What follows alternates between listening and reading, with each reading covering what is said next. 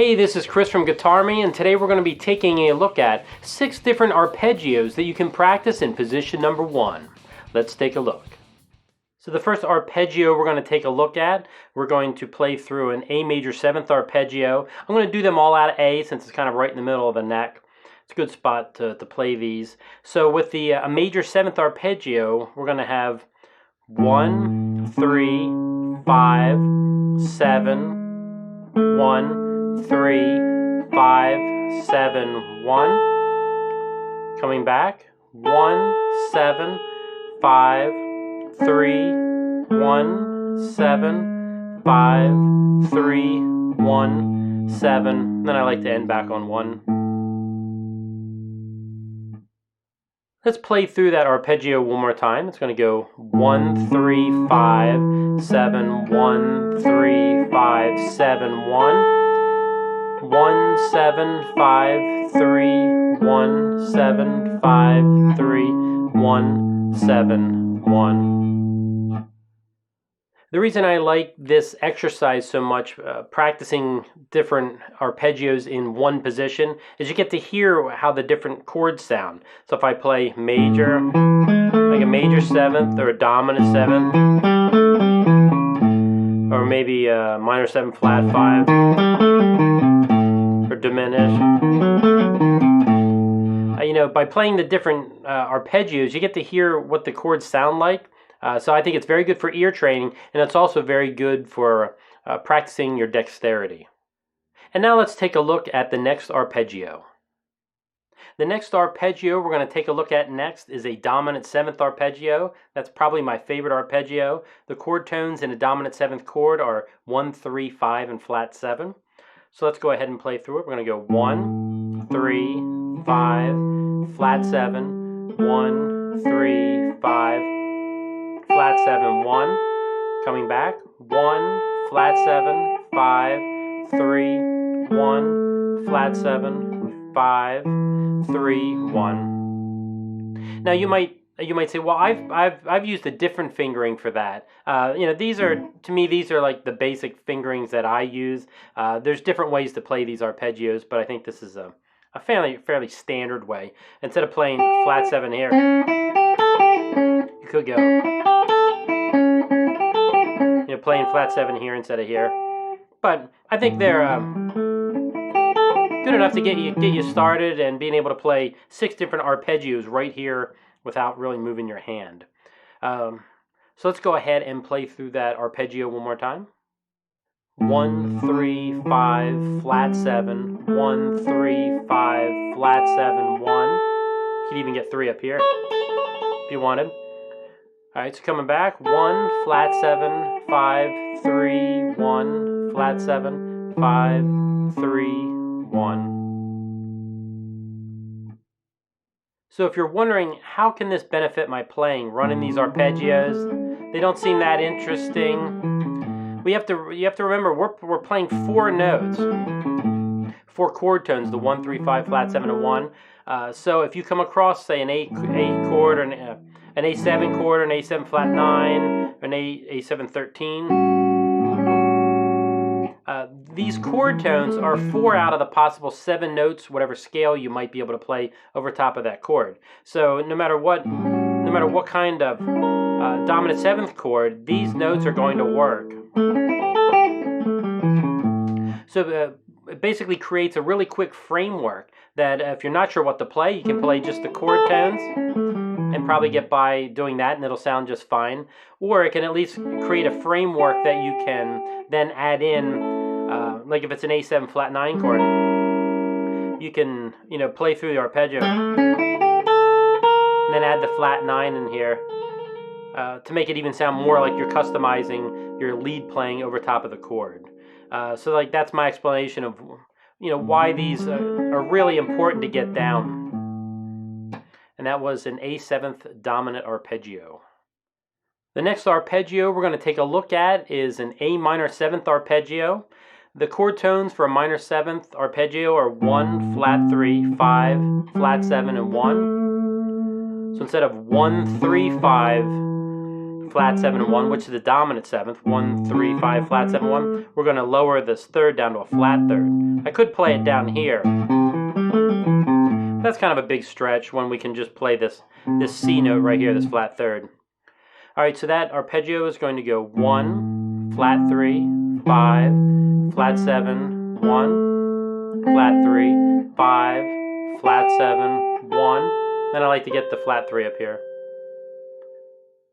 Let's go backwards. We're going to go flat 3, 1, flat 7, 5, flat 3, 1, flat 7, 5, flat 3, 1. Let's play through it one more time. 1, flat 3, 5, flat 7, 1, flat 3, 5, flat 7, 1, flat 3, flat 3, 1, flat 7, 5, flat 3, 1, flat 7, 5, flat 3, and then back to 1 again. So you might be looking at this and thinking, well, I already know this pattern.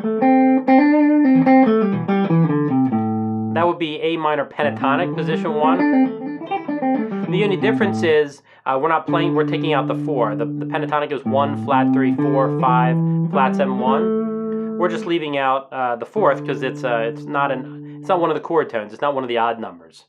So this, if you're familiar with playing minor pentatonic, then this is going to be a really easy arpeggio for you to get down. And that was an A minor 7th arpeggio. The next arpeggio we're going to take a look at is an A minor 7 flat 5 arpeggio. So what we're going to have here is we're going to have 1, flat 3, flat 5, flat 7, 1, flat 3, flat 5, flat 7, 1, flat 3. Coming back, we have flat 3, 1, flat 7, flat 5, flat 3, 1, flat 7, flat 5, flat 3, 1. Let's play through that arpeggio one more time. We're going to go 1, flat 3, flat 5, flat 7, 1, flat 3, flat 5, flat 7, 1, flat 3, flat 3, 1, flat 7, flat 5, flat 3, 1, flat 7, flat 5, flat 3, 1. And that is an A minor 7 flat 5 arpeggio. Now we're going to play an A diminished arpeggio.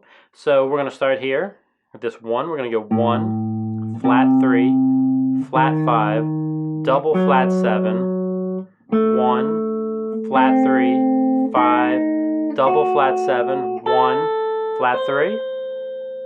Coming back, we have flat 3, 1, double flat 7, flat 5, flat 3, 1, double flat 7, flat 5, flat 3, and then down here back to 1. Let's go ahead and run through that arpeggio one more time. So we have 1, flat 3, flat 5, double flat 7, 1, flat 3, flat 5, double flat 7, 1, flat 3, flat 3, 1, double flat 7, flat 5, flat 3, 1, double flat 7, flat 5, flat 3, and then 1. If you're wondering why am I saying double flat 7, the chord tones need to be odd numbers. 1, flat 3, flat 5, because this interval here is a 6th. 1, 2, 3, 4, 5, 6. From here to here is a major 6th interval. But since we need to call that some type of 7th, we have to call it a double flat 7. Because here's the root, here's would be a major 7th, here's a flat 7. This 6 right here, we're going to have to call this a double flat 7. It sounds pretty strange, but once you get it through, once you kind of get used to it, it's not worth fighting over whether this is a 6th or a double flat 7. All right, and that is how you play an A diminished arpeggio. Now we're going to play through an A augmented 7th arpeggio, and the numbers for the augmented are 1, 3, sharp 5, and flat 7. So let's go ahead and do it. We're going to go 1, 3, sharp 5, flat 7, 1, 3, sharp 5, flat 7, 1. Coming back, 1, flat 7, sharp 5, 3, 1, flat 7, sharp 5, 3, and then 1. Let's go ahead and run through that one more time. We have 1, 3, sharp 5, flat 7, 1, 3, sharp 5, flat 7, 1. Coming back, 1, flat 7, sharp 5, 3, 1, flat 7, sharp 5, 3, 1. And that's how you play an A augmented 7th arpeggio. So how I used to use this as a practice routine is I would just sit and run these arpeggios.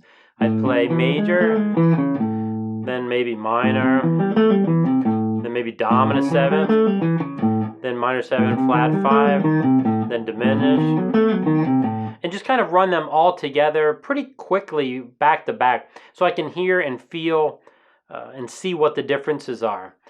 So what I used to do is I would do this in position 1. Then there's 4 other positions out of A, which basically covers the entire neck. So I wouldn't just do this in position 1, is I would run these arpeggios in all 5 positions. And it's a really good exercise for your finger, and like I said, it's very good for your ear training. So that's how I would practice this kind of going forward. But at first, you really just want to play through these and just get your fingers accustomed to playing them and learning what the different chord tones are in the different arpeggios. Thanks for taking the time to check out this guitar lesson from GuitArmy. If you're interested in more cool things, make sure you go over to our website and check it out at GuitArmy.net.